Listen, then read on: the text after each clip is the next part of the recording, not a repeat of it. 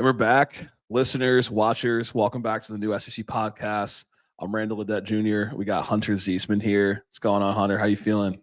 Feeling good, man. Another week of football in the books. Another week of football in the books. Well, you would say the most entertaining game of this weekend was Missouri, right? Maybe. I mean, Michigan. That was a good game. Yep. I stayed up late on the Friday night game watching Illinois, Nebraska. We had a couple close games. I mean, even the interesting games like BYU kind of blowing out K-State. I don't know. What are you thinking? Yeah, I mean, look, if we go outside the conference, definitely the Colorado game, of course, caught a lot of people's attention with Baylor.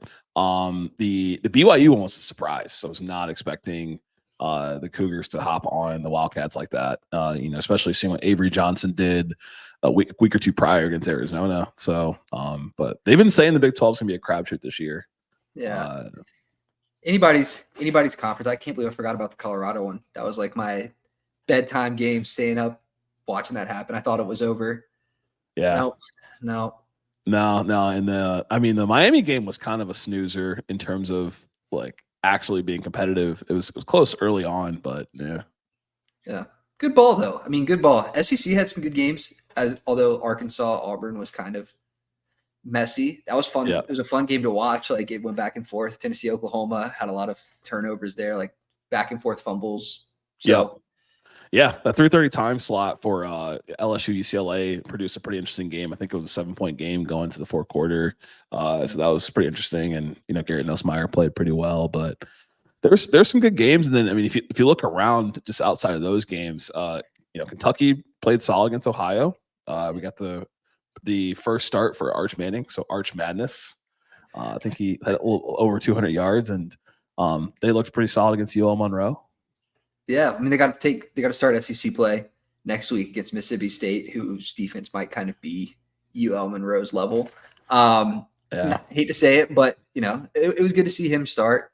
Kentucky's offense getting back on track, scoring a couple touchdowns early in the game. I was like, all right, let's get going here, and glad to see them starting to fire again, maybe finding some rhythm because they do have a big game next week. Yeah, and Auburn fans, I mean, I think they've had like 8 or 9 turnovers combined over the last 2 weeks, and then you watch what South Carolina did with Roddy Ashford against Akron with 243 yards. Probably don't feel that great, but more so speaking for South Carolina, getting back on track and getting a solid win there to continue their push over there in Columbia. Yeah, everyone like outside of the big games looked pretty good. A&M, Bowling Green, we talked about it last week. We did our preview and was saying, Bowling Green does look pretty good. Like, don't sleep on them, A&M. And I don't think that they were, after the Penn State Bowling Green game, but they took it down to the wire. They did. It was definitely a close one, and we got to see a little bit from Marcel Reed, and we appreciate everyone that took the time to watch that preview. It was really, really popular last week, but that was a lot closer. It was hiding on SEC Network Plus. I had that one on while I was watching the Cal Florida State game and the quad box with all the other games going on at the time. I think Tennessee Oklahoma was on too, but that A&M game was hidden, but it was close most of the game. It was close. Trying to think who else. Ole Miss. Yeah. Ole Miss in their like 4th straight game against not really any competition. They look good. I mean, Trey Harris kind of the front runner for the Biletnikoff right now. Right. They look strong. I don't know why. I feel like I'm doubting them just because they haven't played anybody of substance yet. I think they're going to be like super strong. I just want to see it against somebody. So we're getting closer. We're getting closer for them. We're definitely getting closer. It's like your boss giving you an hour off and you take the full hour, right, on your for the beginning of your work shift versus doing 4 15-minute breaks. It seems like Ole Miss just put all of their out of conference games and right early on. I guess they expected to see more from Wake Forest, but impressive win for them. Georgia Southern, I think something to hang their hat on is they're leading in statistical categories around passing, around receiving as well, with Trey Harris leading the SEC in terms of receiving yards. And so it's just impressive for them, and the ball keeps rolling there. The Rebels keep rolling, as I say. So they do. The rest of the teams played. I mean, we had Alabama and Georgia on bye, getting ready for next week. We had Vanderbilt, Missouri playing. You mentioned Arkansas and Auburn, Florida, and Mississippi State. We're going to talk more in depth about those. The big game of the week, Tennessee and Oklahoma. College game day was there. Week 4 for college game day. Week 5 is going to be in Tuscaloosa next week, so that's exciting. We're going to break all those down throughout this episode. But just at a high level, I mean, it was good SEC ball. When they play each other, at least an SEC team's going to win. So that's positive. One's going to lose, but that is true. Did anybody impress you? You think, like, when we talked about some of the out of conference games, anyone impress you from the ACC or from the Big 10, Big 12? I think I'm continuing to be impressed by Miami just at a high level, like from the quarterback position, what they can do. I mean, just in week 1 against Florida to now, they've been consistent, solid, steady. I think the team that probably impressed me the most was Utah. Going into this, I think Utah right now looks super strong, and that was a toss-up game. But they put on. So I think Utah for me. I think Utah's a good choice, right? Cam Rising didn't play that game. They played Zach Wilson's younger brother, who's a true freshman, and they're able to come out with the win. They're on, I think it was on the road, I want to say, for them, but that was really impressive. Definitely looking like the Big 12 automatic bid top 4 spot right now. I agree with you with Miami. Common opponent for Alabama, USF. Miami took it to them, especially later in the game. So that'll be interesting when it comes down to seeding in the playoffs. And then another one was Michigan, right? I think right now in the Big 10, Illinois is the top of the conference, and with Ohio State. And Illinois is actually playing Penn State this week. So that'll be interesting when it comes to Penn State's the third highest ranked for the Big 10, behind Oregon and behind Ohio State. But they'll have that test against Illinois is also undefeated. So Illinois looked impressive. You talked about them playing Friday against Nebraska. And then Michigan beat USC, which is a surprise. And so they did something that LSU didn't do this year. So that could be a common opponent when we talk about the playoffs going forward here. Yeah. And I hate early on in the season putting like the transitive property on games, but when we do have a 12-team playoff, those things matter, like you mentioned, for seeding. So LSU not being able to get it done against USC, Michigan in that really good game, scoring there late to win. Michigan does look good, now that they still have the questions at quarterback. Like, it's not he passed for 32 yards, Alex Orji. Yeah. So, I mean, they're putting something together. Like, we're seeing, I think a couple weeks ago, I mentioned like identity of teams, but a lot of them are adapting. They're like, okay, these are the guys we got. We have to put something in place to make them successful. So good to see that Michigan was able to score, some points behind that, poor passing performance, like able to do something. But I don't think they're expecting that from them. So that helps. I mean, we do have Ohio State, Oregon, and I think, 3 weeks here. So that's going to be like the huge, all right, where do we sit in the Big 10? Yeah. Like I'm sure the odds are pretty high that between Ohio State and Oregon, one or both of those teams will end up in the conference championship. Like, I can't imagine the conference championship is like Michigan versus Illinois or Penn State versus Michigan. I'm assuming Ohio State or Oregon or both will be in that conference championship to take that top 4 automatic bid spot, as we've talked about. Yeah, and if they flip games, like Ohio State wins the first one, Oregon wins the second one, like they'll both go. There's, 12 spots. Like Big 10 and SEC are going to get multiple, I think, no matter what, just because of like the depth of the other conferences. Like, K-State losing, getting smoked by BYU, who's now ranked this week, but Clemson putting it on. So they're kind of coming back like into maybe some sort of conversation. But I don't know. Everything's all open right now. We're only 4 weeks in. It is. Yeah, I think that Clemson victory over NC State probably helped Georgia jump back to number 1 in the coaches poll. Obviously, the AP poll has Texas number 1, and I think seems to be like that's been the one that's been used more and referenced more. But Clemson looking pretty impressive against NC State. Certainly, I think helped the case for Georgia to get back to number 1 in the coaches poll, not the AP poll. Yeah. But speaking of the playoffs, when we think about SEC play, we had a game that came on at 12:45. It was on ESPN network once, or SEC network once again. Missouri versus Vanderbilt. Missouri came into the season with playoff aspirations and playoff goals, and Vanderbilt was in their way. Right. This was probably the closest game of the day, and so this game left a lot to be desired on both sides, but also left us with a lot of key takeaways. So for you, Hunter, Missouri versus Vanderbilt, what were some of the things you were thinking about while watching it? While watching it, so going into it and leaving the game, I think what a lot of people are thinking of is, okay, maybe Missouri's not as good as we were giving them credit for. And I think there's also a conversation about maybe Vanderbilt's better than we thought they were. And I think in this game, it's a little bit of both. So I don't want to jump down Missouri's throat and say, hey, you guys should have won this game by 30 or 20 or anything like that. I think that Missouri made some mistakes offensively. They made a lot of mistakes on the coaching side of the ball, and we can talk more about that. And Vanderbilt played well. Like, they put an offensive game plan together that just gave them some problems and helped Vanderbilt move the ball. I don't think that Missouri should have dropped as far as they did following a win in the SEC game. They dropped 4 spots. They beat BC, a ranked team. They're 4-0. They dropped 4, but we have Penn State, who had a close game with Bowling Green, ahead of them. Oregon, who had a close game with Idaho in week 1, 3-point game with BYU, but they're ahead of them, even though those are non-conference games. Right. I don't know. Yeah, no, I thought the drop to me wasn't warranted. I don't know if it's just a mixture of what people expected Missouri to do against Vanderbilt or what they believed Vanderbilt should be, and what, like, again, back to like what they think Missouri should do against a team like Vanderbilt and who they are from the past. But if that is what they're thinking, I mean, Vanderbilt has, if you've watched the games, has shown us that they're not that same team of the past, and they have someone like Diego Pavia who is dominating both in the passing and the rushing game, and their defense has certainly improved from last year.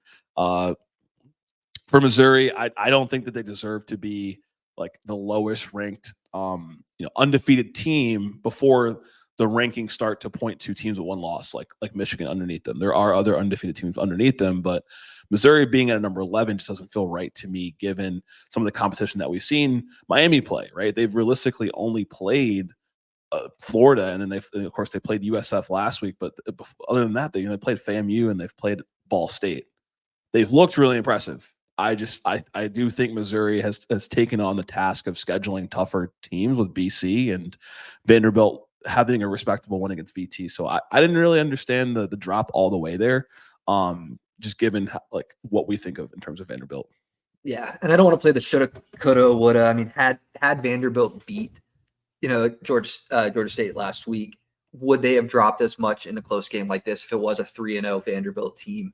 I think people are, like you mentioned, too quick to think of this Vanderbilt team as Vanderbilt last year, the year before, bottom of the SEC team, whereas they're showing that they have something different. Yep. And they mixed it up on Missouri, where this game kind of got to this point for me was some of the coaching issues with Missouri. I know Drink's your guy, so I don't want to talk too down on him, but there were some tough decisions from a coaching standpoint. They kicked it on 4th and 2 twice in the game. Yeah. The first one being right there, you're 7 yards out. And, I get it. You're playing a close game. It's an SEC opponent. But at this point in the game, Nate Noel had 75 yards. Yeah. He's running it down their throat. It's 3rd and 2. Give him the ball twice. Give him the ball twice. Get in the end zone. You have the guys. And that was the first big coaching issue. I get why you kick it later. But then to go for it, or to go for it there, to end the half and give them points, that's a 6-point swing. Yep. It's a massive swing, and I think that them going for it there and Vanderbilt stopping them, and going into half with that 13-7 lead changed, or I think 13, it might have been 13-10 or 13-7, but either way they had 13 points. Changed 13-10. They changed the dynamic of the game. And, what we saw from Missouri that I was impressed by was the dominant run game. You saw that big 64-yard run in the first half from Nate Noel. He finished the game with 199 yards rushing. So, like, explosive run game. Where I was impressed with Vanderbilt was their ability to slow down the passing game. You look at the stat sheet, and, Luther Burden finished 2 touchdowns. That second touchdown came in overtime. And for Brady Cook, he had 226 yards. So that was his lowest yard total of the season, all within that 220 to 230 range. But it looked like when Missouri needed big plays, they were slowed down and forced to kick field goals. That's not going to work, I believe, with some of the tougher competition upcoming for them. It worked in this game. And there were just some mistakes on the Vanderbilt side, right? The kicker, he made, I think, a 55 and a 57-yarder, but he missed a 50-yarder and he missed a 30, 35-yard chip shot. in OT to tie the game. So Missouri won the game, but there's a lot of things that Vanderbilt did to lose the game as well to put them in that position. Yeah, and Diego Pavia, 14 for 23, 178 yards. He did it on the ground. Where they haven't really established themselves as solid passing team. You said it last week, like, yeah, he can pass the ball, but it's not their strong suit. And I don't think it all falls on him. I think it falls on the talent he has around him. We wondered that going into the year. Do they have enough weapons? They had 4 drops this week. He had 7 balls batted at the line, which is a little bit more on him, but also on his O-line. They were able to work the tight end into this game. So, Stowers there, 7 catches. They're trying to figure out their passing identity. Yep. But I think that Missouri still did enough to stop that. If you can give a team only 20 points, going into the game, like usually that's enough to win. Like you put up more than that, that's usually enough to win. So, I want to see from Missouri going forward a little bit more consistent play out of Brady Cook. We talked about the inability to throw the deep ball. He had that one, and I don't think it's all on him. He had that one right there to end the half that Luther Burden dropped, and that could have been a huge swing in the game because it led to 3 points for Vanderbilt. But if they would have got that, they're in field goal range, looking to score. They had time, 20 seconds left. So, only 40% completion on balls over 10 yards from Brady Cook. So going forward for Vanderbilt, for Missouri, they need to establish a little bit more variety in the passing game and not just rely on Nate Noel because he's kind of carrying them offensively. Yeah, and again, you see what Burden is able to do. I think he had like a 20-yard touchdown in the first half, and he just needs a little bit of separation, and he can just kind of hit the corner faster than you. Would like to see the ball in his hands more. You saw what he did on that punt return as well. Kind of filling it out for about 20 yards, and then I think in this game it just became we're just going to out athlete them. Like the touchdown he had in overtime was just him just going on a streak and just like, look, I'm more athletic than you are. That probably will work in some SEC games, and it worked in this game. But just the consistency is what we, or at least what I believe, will take Missouri from just a fringe playoff team to a true contender in this conference. Because there's a lot of talent here. Like if you listen to our previews, you listen to the shorts, right? This offensive line is solid. I think the PFF team had 3 of the offensive linemen in their top 5 for PFF grades this past week, just based upon how Missouri blocks. And then if you just want to see more from the passing, as you mentioned, on the defensive side, they didn't truly slow down them in the rushing game. Again, we talked about what Pavia was able to do, 84 yards on the ground, and that option's tricky. They probably are not going to see the option the rest of the season, besides maybe Alabama. Like they'll run a little bit of option, but that's just not something you're traditionally playing against. And so I think if I'm in Nashville, that feels like a good game. I really feel for Brooks Taylor, the kicker. But I think or Brock Taylor, but from a Missouri perspective, you got out, you won. Drink was able to keep his composure, so I'm gonna speak positively about my boy Drink. He was able to keep his composure. You could tell he was sweating, but you get out with a win, and you know where your holes are at. You saw it last game, and you have a bye week, and yet to prepare before you play Texas A&M to continue to build upon those areas of opportunity. You mentioned their option defense and Alabama kind of being that next test for them on the option side of the ball. I mean, depending on what Oklahoma does at quarterback, they had Hawkins come in, not to skip ahead, but, a guy like that, if they start to develop the offense around him, that's another team Missouri could see with a quarterback that can move with his legs. They do play South Carolina, Arkansas. They'll probably see Marcel Reed next week. So while they're not building game plans around those guys like they have for Pavia, that's going to be a huge thing for Missouri going forward. But both these teams, based on what they maybe necessarily didn't do well in this game, the next test for these teams is going to be the bigger test. Missouri unable to really establish efficiency in the passing game. They're playing Texas A&M, who's been able to get to the quarterback a little bit, put some of that pressure. That's going to be a big test for Missouri. Vanderbilt having the week off before Alabama. We know how that can be. That there's a lot of pressure on Vanderbilt. How can that be? It can be a tough game playing Alabama. I mean, Vanderbilt going to be at home. I went to an Alabama Vanderbilt game at Vandy one time. It was fun. It's a good test for both these teams. They have bye Definitely. week. I was happy for this game. I think Vanderbilt played a little better than they could have. I think Missouri played a little worse than they could have. But all in all, like I don't think that Missouri deserves to be demoted as much as they have been based off this game. Absolutely, and I think if you listen to what Nick Saban had said about the toughest places to play in the SEC, he had positive remarks for every team besides Vanderbilt, and I think it was just because it becomes a road game for them, because everyone loves Nashville, right? But bringing it back to this particular game, I agree. I think, like I said, Vanderbilt. Like if I'm a fan, I would feel good about this game. You support your kicker.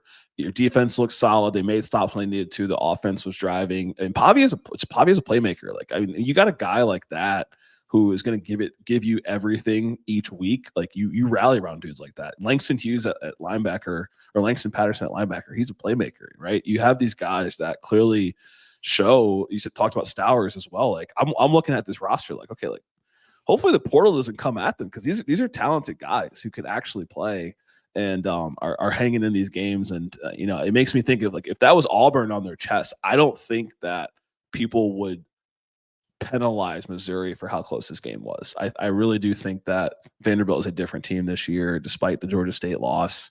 And it's a little bit of brand awareness, I think, here when it comes to the perception.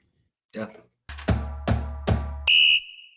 The other game we were watching and talking about was Florida versus Mississippi State. This kicked off the SEC slate at noon on, I want to say, ESPN, and both teams were looking to rebound from tough losses to get a win. And one team, I would say, definitely had a pretty fun day, and I'm sure Billy Napier was able to breathe a sigh of relief and a well-deserved breath, because the one thing that stood out to me in this game was the Florida offense. Looked really resurgent. Graham Mertz, 19 for 21, 3 touchdowns. He looks cozy out there. Yeah, he did. The 2 incompletions on the game for the 2 quarterbacks. They seemed for this game to have established an offensive rhythm and play calling that suits getting these guys into rhythm. They only had 7 passes thrown longer than 10 yards on the game. And Graham Mertz went 6 for 7 on those passes. They didn't force anything deep. They didn't force the mid-range. Let's keep the ball near us, get a lot of different players involved, and build some momentum for Mertz. And I think that's what he needed. We saw him before he came to Florida be a little bit of a turnover machine. And then getting to Florida last year, he developed this year, starting off not on the right foot. All right, let's dial it back, play a little bit more conservative. And it worked. They looked well on the offensive side of the ball. Running left a little bit to be desired with Montreal Johnson Jr. 15 yards for 15 carries for 68 yards. But overall, the offense looks a little bit revamped. Yeah, overall, the offense definitely looks pretty solid. And then on the defensive side, they still get up a ton of yards, but less about that. I would really focus more for Mississippi State. Obviously, Florida's offense looked dominant. That meant that Mississippi State's defense did not look as dominant, and it's once again showing us what appears to be truth and not just an anomaly. This defense is one of the worst defenses in the country. They need to really try to, get better pursuit angles. I guess when I think about some of the positives for this game for Mississippi State, you look at, it was a close game for the most part throughout, at least the first quarter, 7-7. And then I just feel like Florida's offense exploded in the second quarter, 21 points. Lagway was able to get in as well. And, he was able to help contribute towards the score. But for Mississippi State, it definitely left more to be desired on the defensive side. So I'll let you kind of go. Yeah, I mean, fifth to last in points in power forward ball, points given up. So they're giving up a ton of points. The defense just hasn't been, solid. Giving up, only having 2 incompletions on the day for Florida. The DBs were unable to really break anything up. We saw a little bit of running after catch, like you mentioned, with some of the pursuit angles for Mississippi State. And they couldn't get anything going offensively early on. That it just felt like the defense had to stay on the field a little bit longer than they needed to. You didn't build the momentum, especially coming into this game where they're sitting at the bottom of the SEC, Florida kind of right there with them, like as 2 teams that have all these question marks. The momentum wasn't there, and it just felt like the defense was flat for the game when I was watching it. And then offensively, Blake Shapen out for the rest of the year. Unfortunately, we're big Blake Shapen guys on the podcast. We're fans of him. We hate to see a season-ending injury. So they have, Michael Van Buren Jr. as their guy, true freshman, and they have a slate ahead for him. But he came into the game and wasn't necessarily able to do that much either. Yeah, I mean, and then when you lose a guy like Blake, like he's looked solid this year, and I think just playing a ton of college football helps. Playing in a Big 12 conference championship, having Power 4 experience at Baylor, that's a tough loss. And when you look at this game, one thing that he showed us was what he can do on the ground, and what Mississippi State was able to do on the ground was something to, I would say, be a pillar to build on. 3 rushing touchdowns. I think over 100 something yards collectively as a team rushing between their starting running back and some other players. So that was impressive. And then again, on the Florida side, we still saw them giving up a ton of yards on defense. I mean, I think they gave up about 480 yards. They were averaging giving up about 7.1 yards per pass and 4.3 yards per run. So the game looked more impressive because the offense kind of took over for what the defense still was not fully able to stop. It was just more so that Mississippi State didn't have enough to match what the offense was doing from Florida. Yeah, the running game was huge. They had all 3 running backs pretty involved there. Yep. I mean, for Florida's defense, kind of a knock on them. Mississippi State was almost able to double their rushing yards from the first 3 games just in this one game. Yep. So that's not a good sign for Florida when you're playing UCF, who is number 1 in the country in yards per game, as your next opponent. But Mississippi State was kind of at the bottom of that going into this game, and you gave up a ton of yards to them. So for Florida, they really need to be able to do more on the run stuffing side. The linebackers for Florida played well in coverage. They really locked up the middle of the field. That was where Blake Shapen was looking to before he got injured. A lot of the middle, and the linebackers were able to swallow a lot of that up.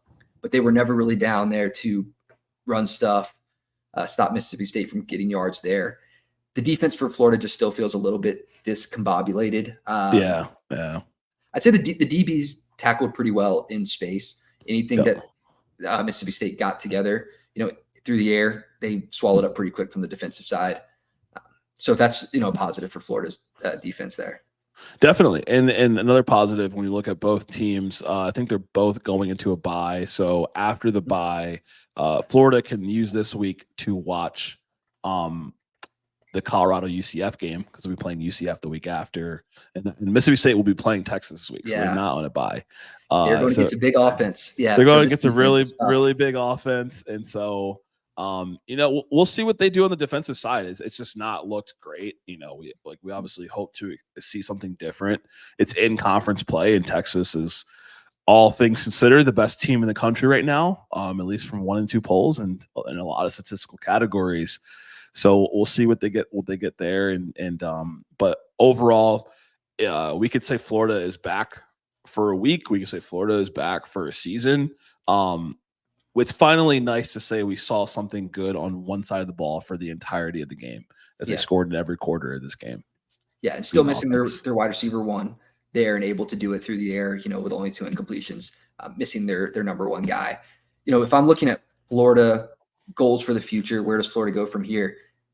I think you just got to start Mertz and have him be your guy. Like Lagler played well when he came in, but it seemed that they were doing more of that to change the momentum. But you've seen in this game that Mertz has that in him to do it. You just have to give him the reins to do it with this new scheme. He threw the ball, shorter than 10 yards more times in this game than he did against A&M Miami combined. So they were early on in the season having him throw deep. He was 0 for 4 in that first game against Miami, throwing deep. This one, just dial it back. They built a scheme around him. I think you go with Mertz going forward. Defense just needs to play a little bit more solid, because you can't have, he's scoring 45 points, scored 45 in this game. You can't expect that from him every week to keep up with a defense that's struggling to stop people on the ground. For Mississippi State going forward, I don't know where the road is here for them. You do have a young quarterback. There is always potential for him to develop and be able to shift around. Offensive line just needs to keep him clean. 7 pressures on 17 dropbacks isn't good for a true freshman coming into a game. True.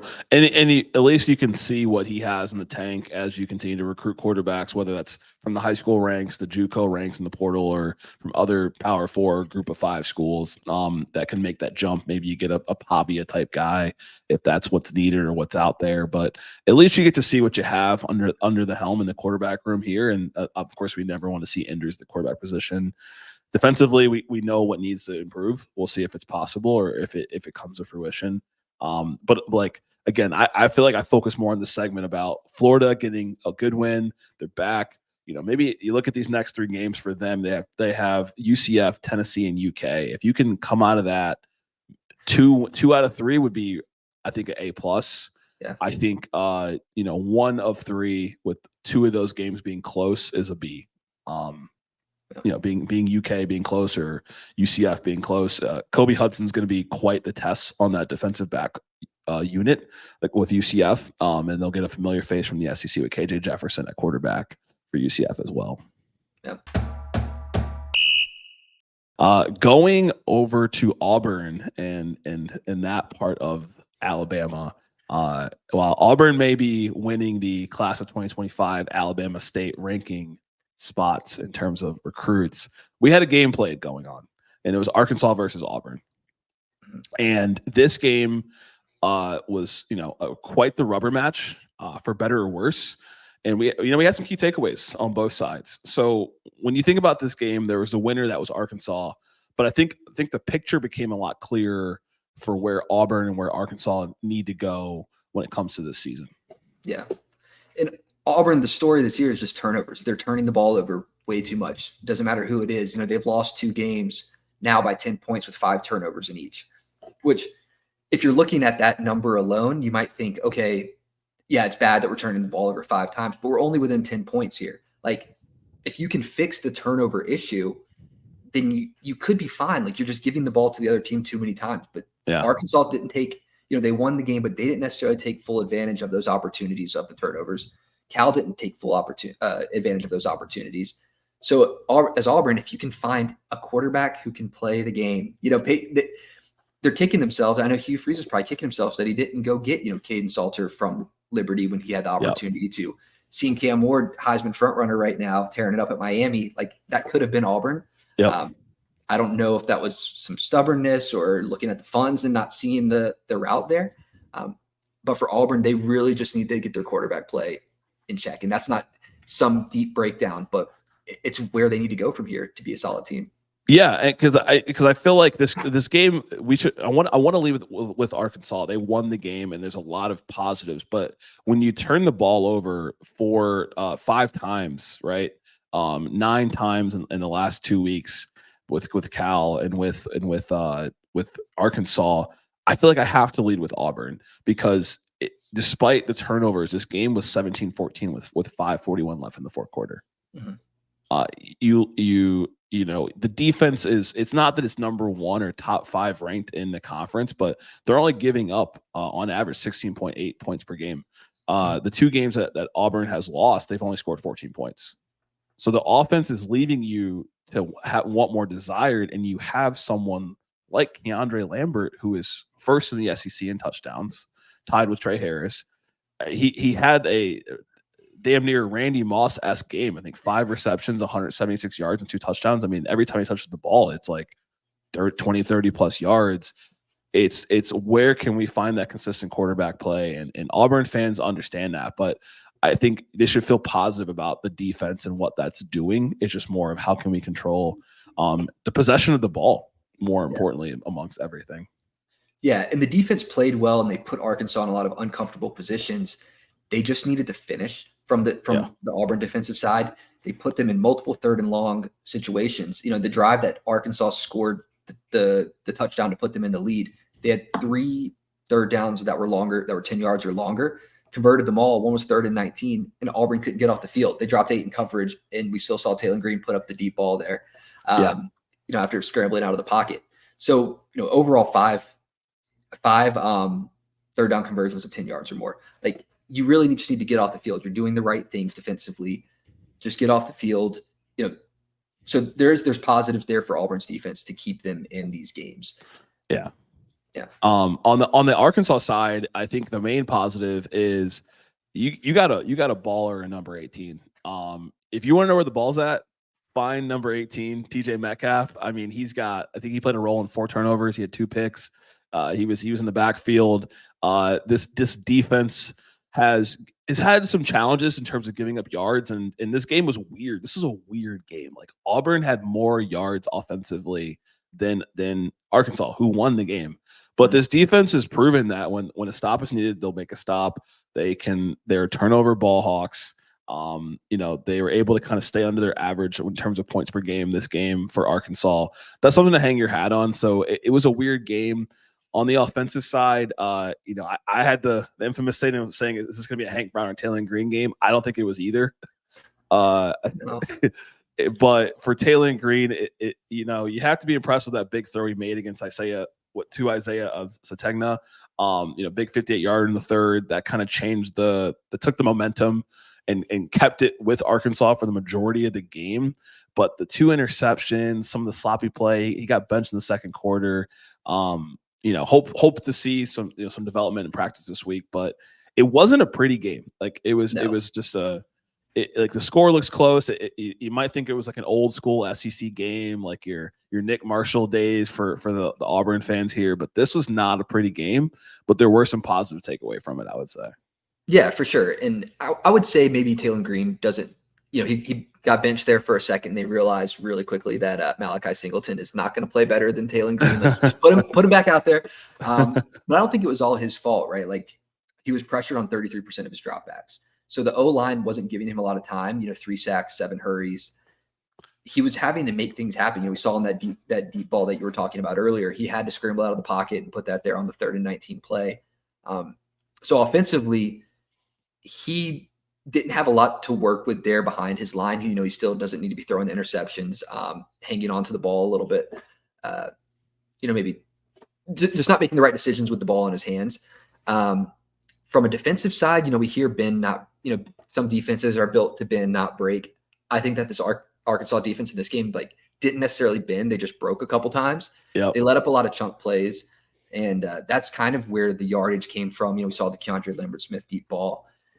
Arkansas defensively just needs to not give up these big plays, because when you're doing this great job of stopping the run, stopping Auburn here and there, and then you give up a 40-yard ball, 50-yard ball to a quarterback who doesn't have his confidence, right, you've let them right back in the game. Yep. So that was where I see room for improvement, I would say, for Arkansas defensively, is just to limit the big plays. It sounds easy to just say that, better performance from the O-line, but the safeties played great. You mentioned TJ Metcalf, Jaden Johnson. Safeties played great. Cornerbacks, I think, need to be a little bit tighter and letting up those big plays. Yeah, and I had that in my notes. I mean, Hunter is the extraordinary film guy. Like, I had the notes about Keandre Lambert in that 67-yard, just kind of, I wouldn't call it scamper, but just 67-yard. He just turned up field, and you saw the safety, which was out of place, and it was a wrap. It was off to the races, and the DB play is where we've seen some holes. Those big plays do change momentum. We saw 3 picks in a matter of 3 minutes in the middle of the game. Yeah. So these things shift the momentum. We've seen it in these games where, Arkansas has kind of found themselves on the ropes, and it was one of these. It wasn't like they dominated, but again, another thing to hang your hat on was Jaquindon Jackson. Jaquindon Jackson. He, had 2 rushing touchdowns. He looks pretty solid. Overall, the running game was okay for this game, but he has 8 rushing touchdowns this year. Arkansas all of last season at 7 rushing touchdowns. Yeah. So it's like you see this puzzle. We're back in the kitchen again. Mm-hmm. You see all these pieces. It's just like, can we get this right? Like, there's so much talent here, but you won the game. You can hang your hat on that. When you think about this upcoming week, you're going to have Texas A&M. So play it out in Dallas. Jerry Jones world. We all know Jerry is an alumni of Arkansas and a big time booster. So that's always a fun one out there in Dallas. Yeah. You definitely have some things to hang your hat on if you are Arkansas. Jaquindon Jackson getting in the end zone. Auburn defense, hats off to them. They held him to his season worst yards per carry at 3.4. He's had 9.6 and 6.2 the last 2 games. So he's, they were able to slow him down. You can't really ever stop a guy like that. Maybe one of the best running backs in the SEC right now. Arkansas, I think against A&M, defensively, if they're letting this pass rush affect him, A&M has the ability to put on a pretty nasty pass rush we've seen so far.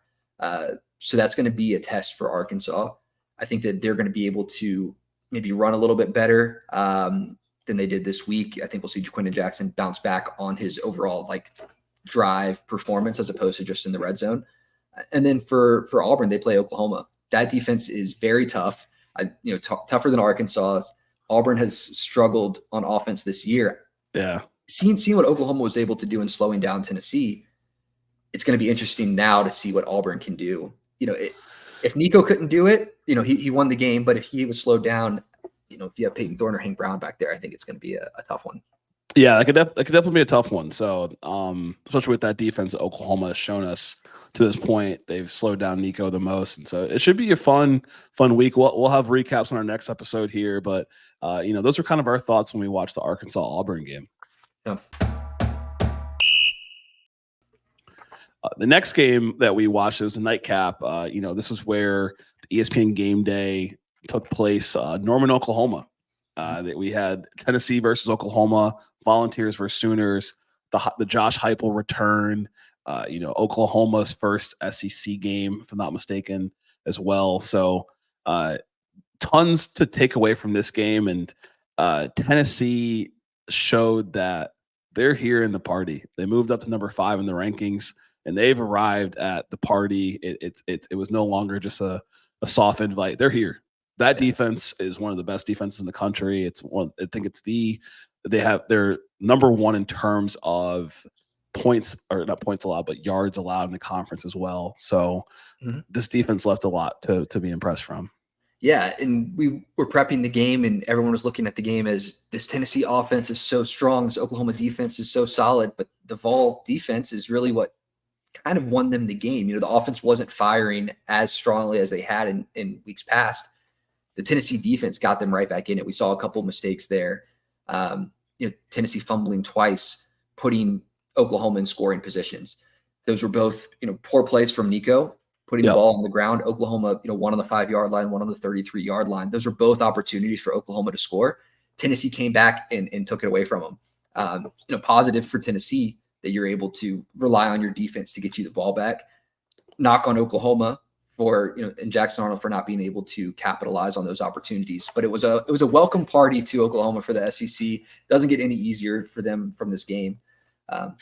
No, yeah, it definitely doesn't. And I think for Oklahoma, it seems to be the talk of Oklahoma Twitter and Oklahoma forums is at least you saw something you really liked from Michael Hawkins, Jr. Arnold's struggles were just, not really acceptable, right? 2 fumbles, a big one in the second quarter, just a sloppy play.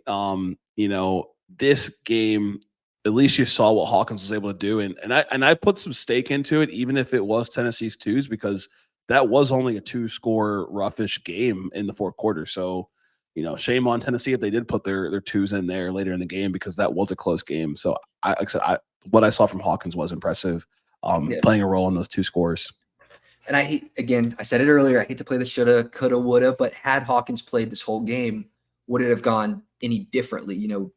Tennessee turned over the ball 5 yard. You got out the 5-yard line. We saw what Hawkins was able to do in the red zone later in the game. He was able to run the boot, was able to do things with his legs, getting stopped just short on that one play. If they score there, the game's now tied.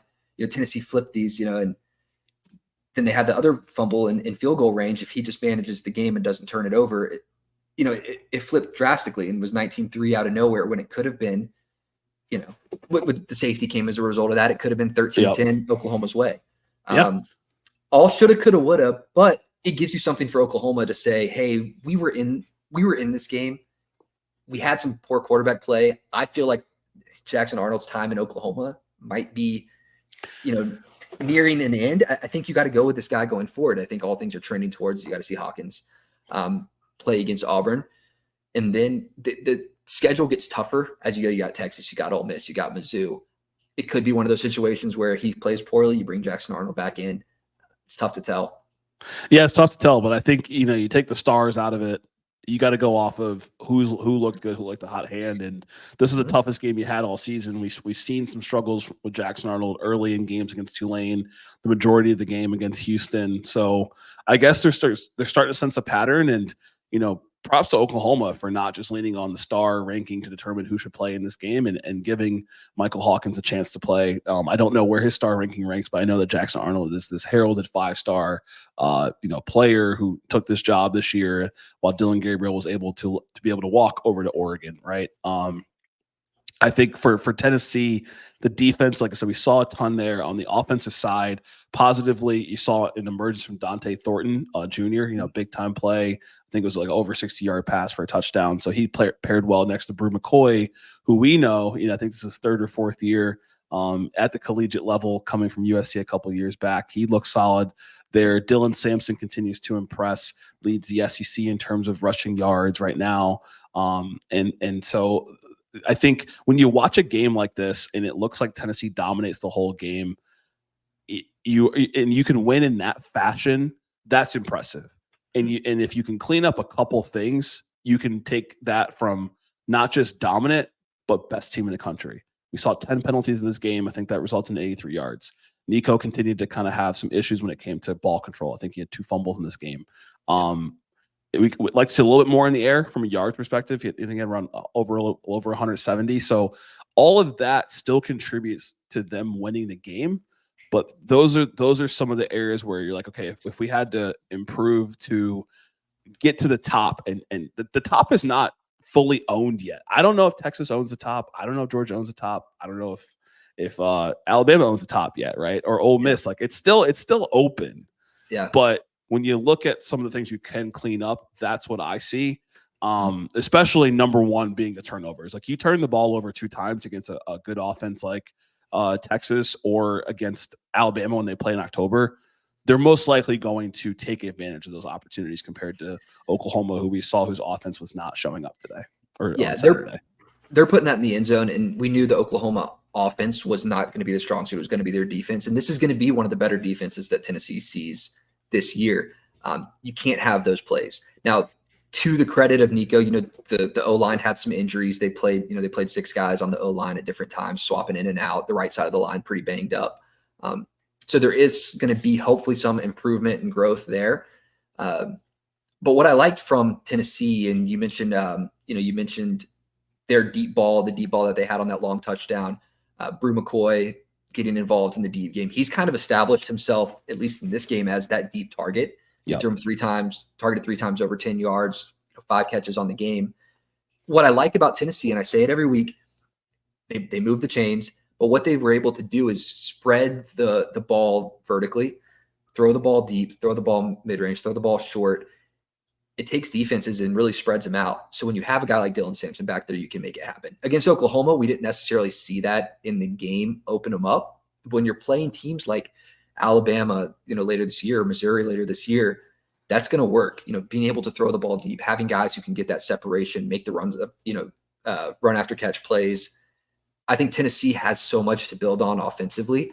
They were bottled up here on the run. Dylan Sampson, solid player, only 2.9 yards per carry for Tennessee in the game, running the ball. But the defense was solid for Tennessee. That was the strong suit. They held Oklahoma to not being able to run really at all. Like they bottled that up, only 1.1 yards per carry for Oklahoma running the ball, which is it's not a recipe for success. You have a guy who couldn't pass the ball in Jackson Arnold early, couldn't run the ball. Like there was no chance for Oklahoma behind that guy to make anything happen. No, and you talked about the running game. I think they had 36 rushing yards on the whole game, so that was their lowest total of the season. I don't even want to harp on just everything went wrong, but obviously the passing wasn't there, the rushing wasn't there. The defense was able to make some plays against Tennessee, but just it's hard to continue to make plays when the offense is not getting you off the field. And so it left a lot to be desired. You can still hang your hat on that defense coming up with the schedule going forward. And then for Tennessee, I mean, you look at their schedule, they have Arkansas after a bye here, and then you have Florida. So those are probably going to be 2 matchups you're favored in. You got Bama, 3rd week of October, week 8. And I like their schedule flow because after that, you got a bye, you got UK, you got Mississippi State, and then you got UGA. So you kind of get these games that you are favored in. It's the SEC. Yeah, it's up and down. They got some big games. Yeah, they got some big games. Some games that they're going to be favored in. Ole Miss should take a tip in scheduling from their schedule. That's what I'm saying. Build up the resume, right? Yeah, Tennessee slowed down in the second half. They slowed down on scoring. I think they took the air out of the ball a little bit. I think they're only going to get better from here. Oklahoma, a lot to look forward to behind the new quarterback. He looked solid when he came into the game. Like I said, if he was playing the whole time, who knows what happens. I think he'll show out versus Auburn next week. It's a tough defense, like we mentioned before, to play against, but I'm excited to see him lead the offense when you have such a good defense that's, I hope, puts on a show next week. Yeah, well, hopefully we'll see. And I think I'm just thinking there's been so many new quarterbacks coming in this year, right? You got new quarterback at Oklahoma, a couple new quarterbacks that have played at South Carolina, two quarterbacks that have played or attempted to play at Auburn. A&M's had two quarterbacks. Florida's had two quarterbacks, and so the top of the conference, we're not having this committee system. When it comes to standings, not just who we think is the top, but the top is there's a set guy, but it seems that the bottom half, the second half is still kind of trying to decide who's the guy. A team who's not trying to decide who's the guy that played on Saturday is the LSU Tigers, and they had the chance to play at a conference against a new Big Ten opponent, UCLA. This game was an opportunity for LSU to build upon what many felt was a good win, a little shaky last week. They're back in the swamp. The humidity was through the roof. I think there was like heat advisories going on there, but a lot to be impressed upon when it comes to what we saw on the offensive side for LSU in that game. Yeah, offensive side looks solid. Like, we know what Nussmeier can do. Dialing it up, carving up defenses, 8 for 14 on passes over 10 yards. Like, he's able to find his guys, settle into the pocket. Great plays from the receivers, like Anderson picking up that third down that was thrown low. Mason Taylor, now the all-time leading tight end yards guy at LSU right now. So congrats to him, catching the low ball. Kyle Parker on the deep ball, focusing in. You can't help but feel when you see this LSU team, at least the receivers and the quarterback, they're on the same page. Like, that's the only way I can think to describe what it looks like watching them play. He's sitting back there and finding them. They're connected. So I love to see that from them. Defensively, first half, not so great. Second half, really, really well, which I was excited to see this LSU defense because at UCLA, they have Eric Bieniemy, the former Chiefs savant offensive coordinator. I was excited to see what he could put Commanders, I think, too. Yeah.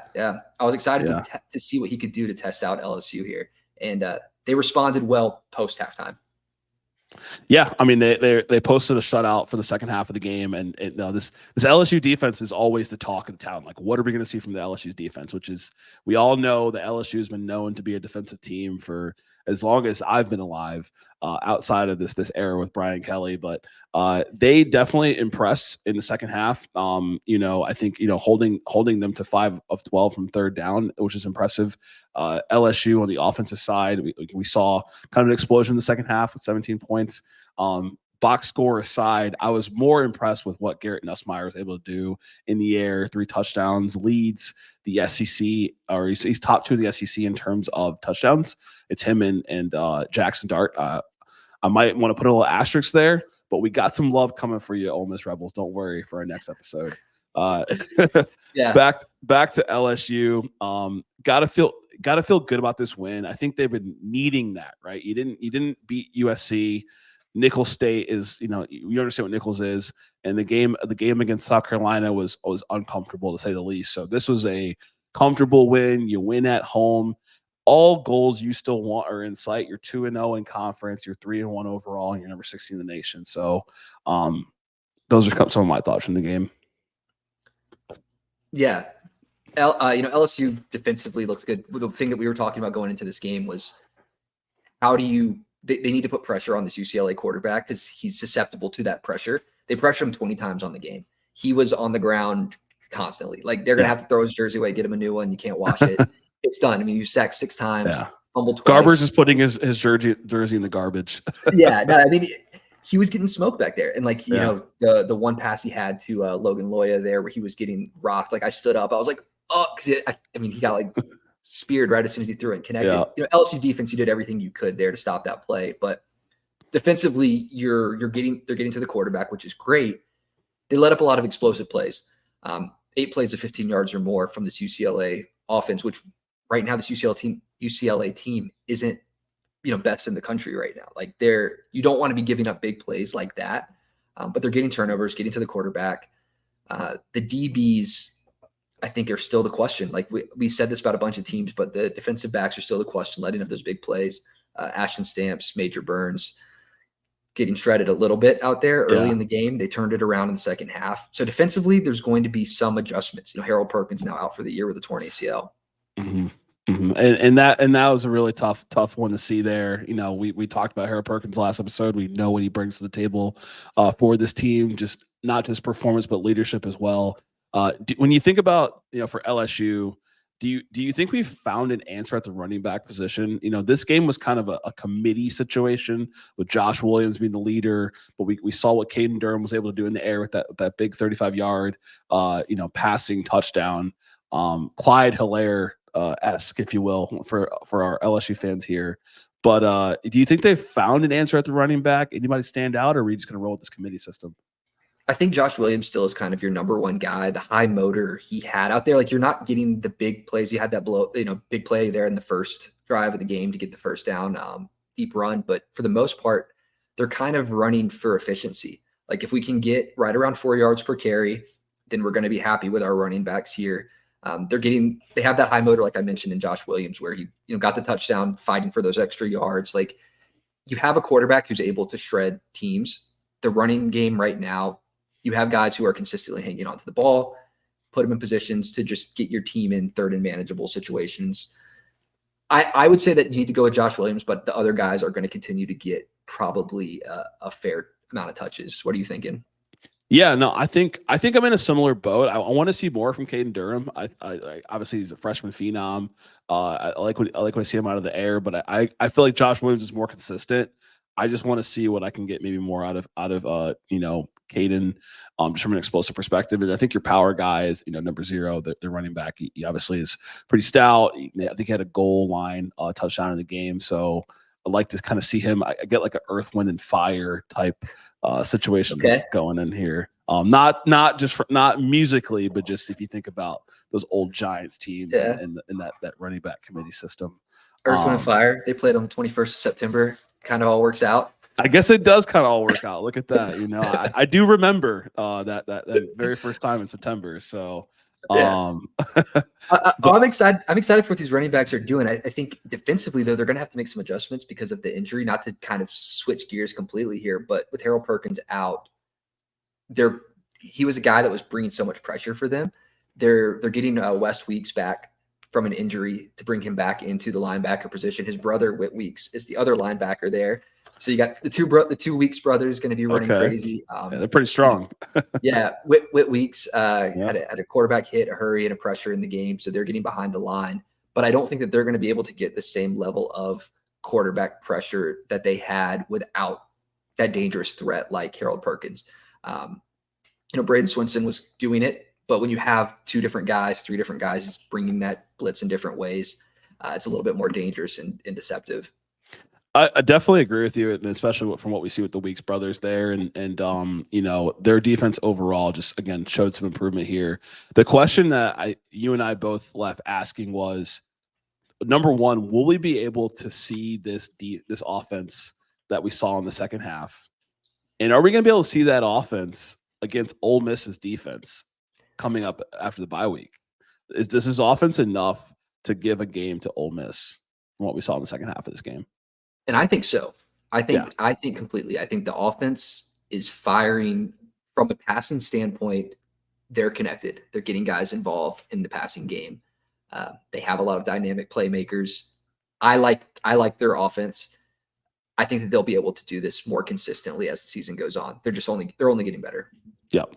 Yeah, I'm right there with you. I think that they'll definitely give Ole Miss a game. I can see this offense continue to be built upon. It hasn't looked weak at all this season. I think the only game that it looked a little bit challenging was against South Carolina, and Yeah. we saw it from the turnover side. But overall, they've looked very impressive, and so we'll see what LSU has to bring to the table. They're kind of floating in that 7 to 9 range right now in the conference. It's a good spot to be in. I think Oklahoma's stock has gone down a little bit, but I think LSU's has gone up. And for UCLA, they'll have to continue to move on to conference play. So we'll see what we get from them.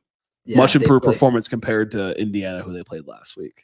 Yeah, and they have Oregon next. They're going to be at home against Oregon, so that's going to be a tough test for them. Defensively, on the offensive side of the ball, they should be able to put up some points there. The way they looked in the first half against LSU, getting 198 yards, 17 points there. LSU just had the game plan at halftime to come out and shut that down. Yeah. If UCLA could keep that up against a team, they can do anything. And with Idaho playing against Oregon in a tight game, I think UCLA looks a little better than Idaho. Could be a game. Yeah, they'll definitely have to run for more than 14 rushing yards, which is what they had against LSU. But yeah, some of those games against Oregon so far this year lend to some vulnerability. I think Oregon played Boise State, I want to say, this year as well. So we'll see for them. But for LSU, like I said, you're 3-1, 2-0 in conference, and you got a lot to build upon. But coming up on this bye week, yeah, I think LSU is 1-0 in conference right now. 1-0 conference, yes. 1-0 in conference. Yeah, they do have South Alabama next week before bye, and then they take 3 big conference games: Ole Miss, Arkansas, and Texas A&M. So they're gonna continue to improve. I'm excited for the South Alabama game next week. We'll talk more about that. South Alabama is scoring points. Yep. So yes, they are. Yes, LSU defense could be tested. We'll see. We'll see. I mean, Nichols was able to put up I think 20 on them. And correction for people that listen. So LSU is 1-0 in conference and 3-1 on the year. So apologize there, but we'll see what South Alabama can do. That we know who they have at head coach, one of the former Alabama players, infamously known for his rendition of Nick Saban in the locker room. But it should be a fun one. This was a fun week, both in conference. As well as some of the other games that were out of conference games against some of the G5 schools, being able to see what Texas can do, and Ole Miss was able to do at Jackson Dart. I mean, nothing is slowing down the Rebels there. In Kentucky, getting the offense going again. D-May was very dominant from the rushing side, so a lot to be really positive on. I think the conference did go undefeated for some of those out of conference games, I want to say. So that's always positive here at the new SEC podcast. So if you liked this, please follow, subscribe. We're on Instagram, the new SEC Media. We're here on YouTube, so feel free to subscribe to our page. It takes 2 seconds. And thank you for tuning in. I'm Randall, and we got Hunter here. So till next time. All right.